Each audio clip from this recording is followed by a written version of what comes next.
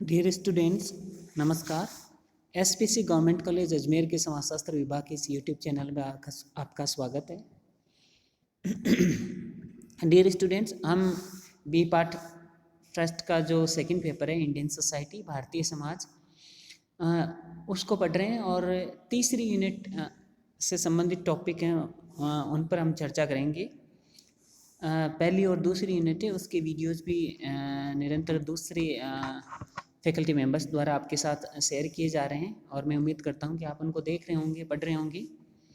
आज जिस टॉपिक पर हम चर्चा करने जा रहे हैं वो समाजशास्त्र का, यानी विशेष रूप से भारतीय समाज के संदर्भ में एक बहुत ही महत्वपूर्ण अवधारणा है। भारतीय समाज का एक महत्वपूर्ण घटक है, वह है जाति। जाति एक महत्वपूर्ण अवधारणा है, इस पर हम चर्चा करेंगे। स्टूडेंट्स, जैसा कि आप जानते हैं कि भारतीय समाज है वो जातियों में विभाजित है। जाति भारतीय समाज की एक महत्वपूर्ण सामाजिक संस्था है, इसलिए भारतीय समाज के अध्ययन में ये अवधारणा बहुत महत्वपूर्ण स्थान रखती है। जाति, वर्ग, नृजाति, जेंडर, ये जो अवधारणा है सामाजिक स्त्रीकरण से जुड़ी हुई हैं। सोशल स्ट्रेटिफिकेशन समाजशास्त्र के सिद्धांत जो पहला पेपर है उसमें हमने बेसिक अवधारणाएं पढ़ी है। उनमें एक बेसिक अवधारणा है सामाजिक स्तरीकरण, सोशल स्ट्रेटिफिकेशन। इसका तात्पर्य है कि जब समाज अपने विभिन्न पदों को, समूहों को संपत्ति, शक्ति और प्रतिष्ठा के आधार पर ऊंचे नीचे क्रम विन्यास में व्यवस्थित तरीके से बांट देता है तो सही सामाजिक स्तरीकरण कहते हैं। एक तरीके से ये सामाजिक असमानता का समाज मान्यता प्राप्त स्वरूप है। भारत में सामाजिक स्तरीकरण के जो स्वरूप उनमें मुख्य रूप से जाति, वर्ग और एथनिसिटी, नृजाति और लिंग, जेंडर, ये मुख्य सामाजिक स्तरीकरण के स्वरूप है जिनमें जाति और वर्ग हमारे सिलेबस में है, इनको हम पढ़ रहे हैं। ये सामाजिक स्तरीकरण के स्वरूप हैं। सामाजिक स्तरीकरण सामाजिक व्यवस्था में संपत्ति, शक्ति और प्रतिष्ठा के आधार पर विभिन्न पदों और विभिन्न समूहों का ऊंचे नीचे क्रम विन्यास में व्यवस्थित समाजमान्य विभाजन है, उसी को ही हम सामाजिक स्तरीकरण कहते हैं। और ये सामाजिक असमानता का पदानुक्रम पर आधारित, यानी हायरार्की पर, यानी ऊंचा नीचा क्रम पर आधारित समाजमान्य व्यवस्थित स्वरूप है। और भारतीय समाज के संदर्भ में जाति इसका एक अच्छा दृष्टांत है। यहाँ गतिशीलता नहीं के बराबर होती है और परिस्थिति होती है ना, वो प्रदत्त होती है, यानी जन्म के आधार पर ही मिल जाती है कि ये व्यक्ति इस जाति का है, ये व्यक्ति उस जाति का है, और व्यक्ति अपनी जाति नहीं बदल सकता। तो यहाँ गतिशीलता बंद रहती है। तो जाति सामाजिक स्तरीकरण का एक महत्वपूर्ण स्वरूप है। ये थोड़ा सा इंट्रोडक्शन मैंने इसलिए दिया है कि समाजशास्त्रीय सिद्धांत के दृष्टिकोण से इसको समझना जरूरी है कि जाति क्या है। जाति सामाजिक स्तरीकरण का एक स्वरूप है, सोशल स्ट्रेटिफिकेशन का एक स्वरूप है, और भारतीय समाज के संदर्भ में एक महत्वपूर्ण सामाजिक संस्था है। लेकिन समाजशास्त्रीय सिद्धांत की दृष्टि से ये क्या है कि ये एक सामाजिक स्तरीकरण का स्वरूप है।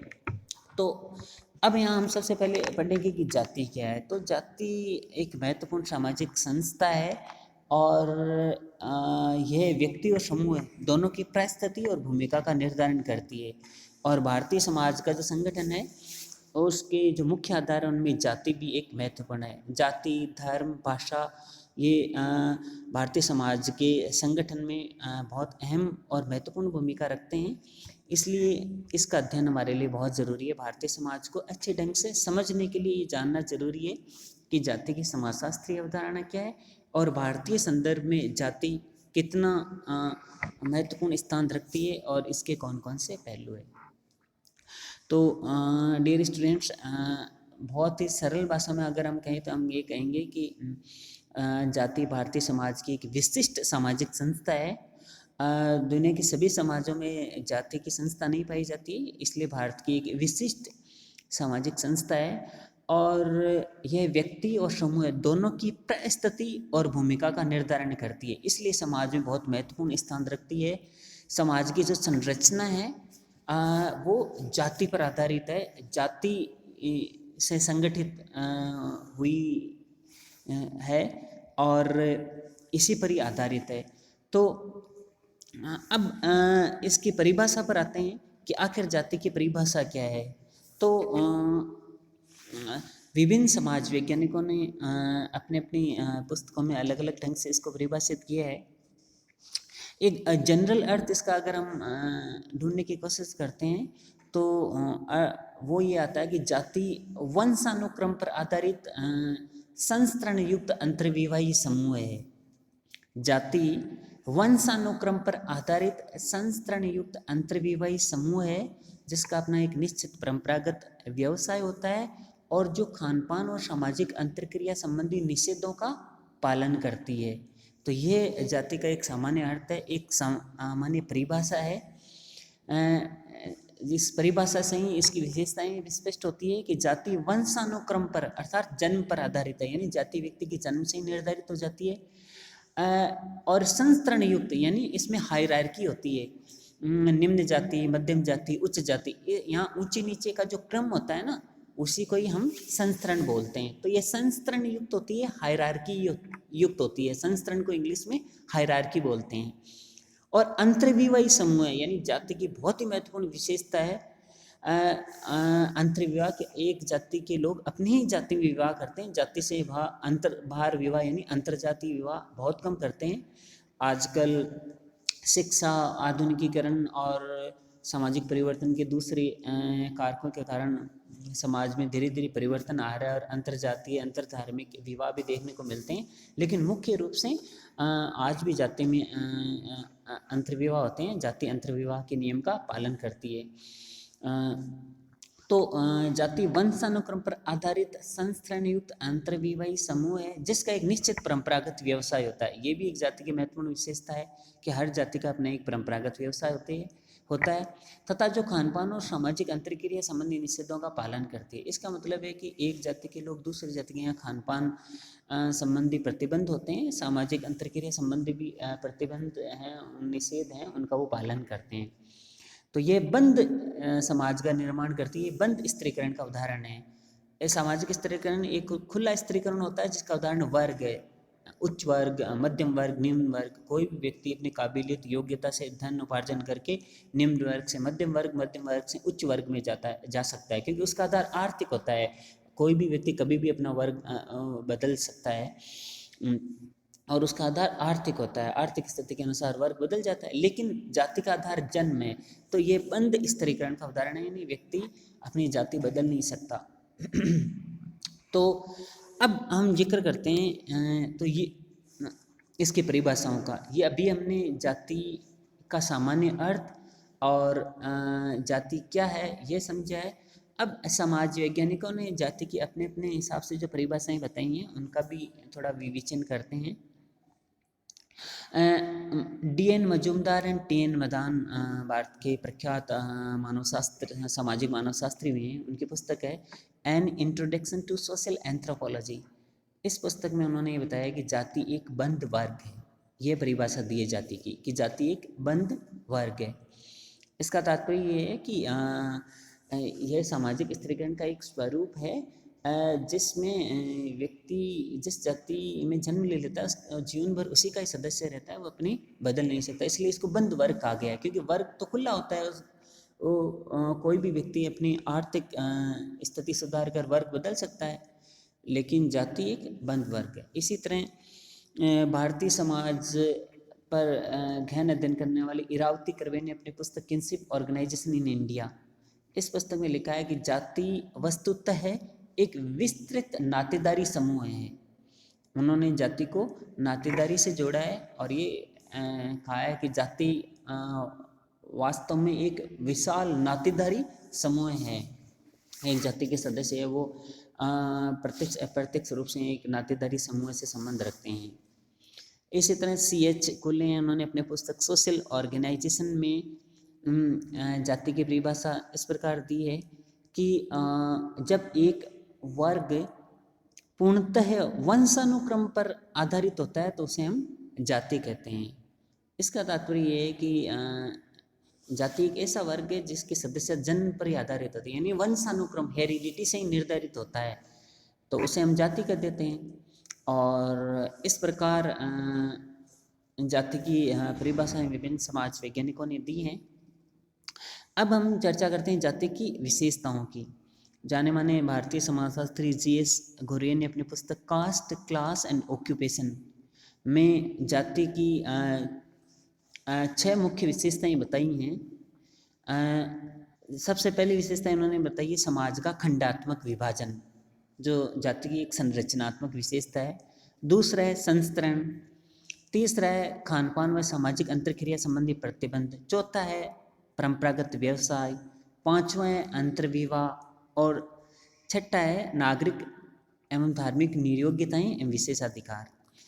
ये 6 विशेषताएं जीएस घुरियर ने अपनी पुस्तक में बताई है। इसके अलावा भी एक महत्वपूर्ण विशेषता है, वह है प्रदत्त सदस्यता। कि जाति की जो सदस्यता होती है वो प्रदत्त होती है, यानी व्यक्ति को जन्म के साथ ही अपने आप मिल जाती है, सिर्फ हम अर्जित नहीं करनी पड़ती। ये अर्जित परिस्थिति नहीं है, ये प्रदत्त परिस्थिति है। उसकी परिस्थिति का निर्धारण जन्म से ही हो जाता है। तो सबसे पहले हम देखते हैं कि संरचनात्मक विशेषताएं। समाज का खंडात्मक विभाजन। इसका तात्पर्य है कि जाति समाज को अलग अलग खंडों में बांट देती है कि यह इस जाति का है, ये इस जाति का है, ये इस जाति की है। तो और समाज विभिन्न खंडों में बढ़ जाता है। तो ये जाति की एक महत्वपूर्ण विशेषता है, महत्वपूर्ण लक्षण है कि वो समाज का खंडात्मक विभाजन कर देती है। तो भारतीय समाज है वो जाति के आधार पर बटा हुआ है। यही कारण है कि आज भी जाति से जुड़ी बहुत सारी समस्याओं से हम जूझ रहे हैं। जातीय तनाव, संघर्ष, जातिवाद, इस तरह की बहुत सारी समस्याएं हमारे समाज में विद्यमान है। दूसरी संरचनात्मक विशेषता है कि संस्तरण, हायरार्की। इसका मतलब है कि जाति के आधार पर समाज ऊंचे नीचे क्रम विन्यास में विभक्त हो जाता है। उदाहरण के लिए सबसे ऊपर ब्राह्मण वर्ण से संबंधित जातियाँ हैं, फिर क्षत्रिय वर्ण से संबंधित जातियाँ हैं, फिर वैश्य वर्ण से संबंधित जातियाँ हैं, फिर शूद्र वर्ण से संबंधित जातियाँ हैं। वर्ण ही कालांतर में विकृत होकर जाति के रूप में बदल गए हैं, ऐसा विभिन्न समाज वैज्ञानिकों का मानना है। तो वर्ण ब्राह्मण, क्षत्रिय, वैश्य और शूद्र, ये तो 4 वर्ण हैं, लेकिन इनसे संबंधित जातियाँ हैं। तो ब्राह्मण वर्ण से संबंधित जाति हैं वो उच्च जाति संस्तरण में उच्च स्तर पर आती हैं। फिर क्षत्रिय और वैश्य वर्ण से संबंधित जातियाँ मध्यम स्तर पर आती है, और फिर शूद्र वर्ण से संबंधित जाति है वो निम्न इस स्तर पर आती है जाति संस्तरण में। तो इस तरह जाति की एक विशेषता ये है कि ये संस्तरण पर आधारित है, यानी कि समाज में ये ऊंचे नीचे क्रम विन्यास में बांट देता है जाति के आधार पर। तो ऊंचा नीचा क्रम विन्यास पाया जाता है, तो इसी को हम संस्तरण बोलते हैं। अब हम चर्चा कर रहे हैं संस्थात्मक विशेषताओं की। उनमें सबसे महत्वपूर्ण है प्रदत्त सदस्यता। ये हालांकि जीएस घुरियर ने अपनी पुस्तक कास्ट क्लास एंड ऑक्यूपेशन में इस विशेषता का वर्णन नहीं किया है, यानी कि इस विशेषता को जाति की विशेषता में नहीं माना है, इसको उन्होंने अलग तरीके से समझाया है। लेकिन ये भी जाति की एक महत्वपूर्ण विशेषता है कि व्यक्ति की जो जाति है वो जन्म से ही तय हो जाती है, इसलिए एक प्रदत्त परिस्थिति है। तो इसकी सदस्यता प्रदत्त होती है, यानी जन्म के साथ ही स्वतः ही मिल जाती है और व्यक्ति जीवन भर अपनी जाति बदल नहीं सकता। दूसरी विशेषता है खान पान और सामाजिक अंतरक्रिया संबंधी प्रतिबंध। इसका तात्पर्य है कि विभिन्न जातियों के बीच में खान पान को लेकर प्रतिबंध होते हैं कि एक जाति के सदस्य दूसरी जाति के यहाँ खाना नहीं खा सकते, पानी नहीं पी सकते, सामाजिक संबंध स्थापित नहीं कर सकते। तो इस तरह के जो प्रतिबंध हैं वो भी जाति की संस्थात्मक विशेषताओं में आते हैं। तीसरी विशेषता है कि हर जाति का अपना एक निश्चित परंपरागत व्यवसाय होता है। जैसे उदाहरण के लिए कुम्हार जाति के लोग वो मिट्टी बर्तनों से जुड़ा हुआ काम करते हैं, सुनार जाति के लोग स्वर्ण आभूषणों से संबंधित काम करते हैं, इसी तरह भड़ई जाति के लोग हैं वो लकड़ी से संबंधित काम करते हैं। तो इस तरह बहुत सारी जातियाँ उनका अपना एक निश्चित परंपरागत व्यवसाय होता है। नाई जाति के लोग होते हैं तो वो बाल काटने से संबंधित काम करते हैं। तो इस तरह हर जाति का अपना एक निश्चित परंपरागत व्यवसाय होता है। चौथी विशेषता है अंतर्विवाह, जो बहुत ही महत्वपूर्ण विशेषता है। इसका तात्पर्य है कि प्रत्येक जाति अपनी जाति के सदस्यों के साथ ही विवाह संबंध स्थापित करती है, अपनी जाति से बाहर विवाह संबंध स्थापित नहीं करती। जाति एक अंतर्विवाही समूह है, जाति के बाहर विवाह करना प्रतिबंधित होता है। जाति से अगर ऐसा कोई करता है तो जाति की सदस्यता से उन्हें बहिष्कृत कर दिया जाता है। तो अंतर्विवाह भी जाति का एक महत्वपूर्ण लक्षण है, महत्वपूर्ण तत्व है।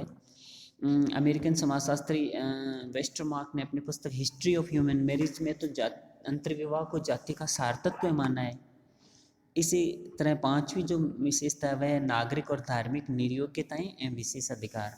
इसका तात्पर्य ये है कि हर जाति के लिए कुछ नागरिक और धार्मिक निर्योग्यताएं हैं कि ये काम वो नहीं कर सकते, और कुछ विशेषाधिकार हैं, जैसे जो शास्त्रीय ग्रंथ है उनको पढ़ने का अधिकार किसी जाति विशेष तक ही सीमित है, और किसी जाति विशेष के सदस्य किसी सार्वजनिक स्थान का प्रयोग नहीं कर सकती है, या पर्टिकुलर धार्मिक क्रियाकलाप है वो नहीं कर सकती। तो इस तरह की निर्योग्यताएं और विशेषाधिकार जाति की संस्थात्मक विशेषताओं पर आते हैं, जिन पर स्वतंत्रता के बाद संविधान और भारतीय जो कानून व्यवस्था है उसके तहत बहुत सारी निर्योग्यताएं विशेषाधिकार है उनको ख़त्म कर दिया गया है। फिर भी आज भी बहुत सारी नागरिक और धार्मिक निर्योग्यताएं विशेषाधिकार हैं वो जाति से जुड़े हुए हैं, जाति के महत्वपूर्ण विशेषता में वो माने जाते हैं। तो इस प्रकार ये जाति की मुख्य विशेषताएं हैं। और भारत में जो जाति संस्था है वह बहुत ही कठोर स्वरूप में है, इसलिए यह बंद गतिशीलता का उदाहरण है। इसमें गतिशीलता नहीं के बराबर होती है, ये प्रदत्त परिस्थिति का उदाहरण है। और वर्ण व्यवस्था जिसमें उच्च गतिशीलता होती है और अर्जित परिस्थिति है वो उससे बिल्कुल अलग है। और वर्ण व्यवस्था आज जो वर्ग व्यवस्था है वो काफ़ी हद तक वर्ण व्यवस्था से मिलती जुलती है, क्योंकि वर्ण व्यवस्था में भी गुण, कर्म और योग्यता के आधार पर ब्राह्मण, क्षत्रिय, वैश्य, शूद्र 4 वर्णों में श्रम विभाजन कर दिया जाता था, जिसमें वर्ग के समान गतिशीलता थी, किंतु कालांतर में विकृत होकर यह जाति व्यवस्था में बदल गई। जाने माने समाज वैज्ञानिक नेस्फील्ड उनका ऐसा मत है। और अभी जो जाति में हम परिवर्तन देख रहे हैं तो बहुत सारे इस तरह के सामाजिक परिवर्तन घटित हो रहे हैं। जैसे जाति संस्था है उसमें काफ़ी परिवर्तन आए हैं, इसके स्वरूप में परिवर्तन आया है, इसकी भूमिका बदली है, लेकिन फिर भी मोटे तौर पर जाति एक महत्वपूर्ण संस्था के रूप में आज भी भारतीय समाज में विद्यमान है। और भारतीय समाज की जो बहुत सारी चीज़ें हैं उनको निर्धारित करती हैं। तो जाति एक बहुत ही महत्वपूर्ण विशिष्ट सामाजिक संस्था है जिसका अध्ययन हमने आज किया है, जिसको समझने का प्रयास किया है। जाति संस्था में कौन कौन से बदलते प्रतिमान है, किन कारणों से इसमें परिवर्तन घटित हो रहा है और इसमें क्या परिवर्तन आया है, इसके संबंध में नेक्स्ट वीडियो में हम चर्चा करेंगे। आज मैंने जाति इस अवधारणा का समाजशास्त्री और भारतीय समाज के संदर्भ में एक संक्षिप्त सारगर्भित विवेचन आपके सामने प्रस्तुत करने का प्रयास किया है। मैं उम्मीद करता हूँ कि इसको आपने समझा है। इससे संबंधित कोई प्रश्न, जिज्ञासा, कोई सुझाव हो तो आप हमारे साथ शेयर कर सकते हैं। धन्यवाद।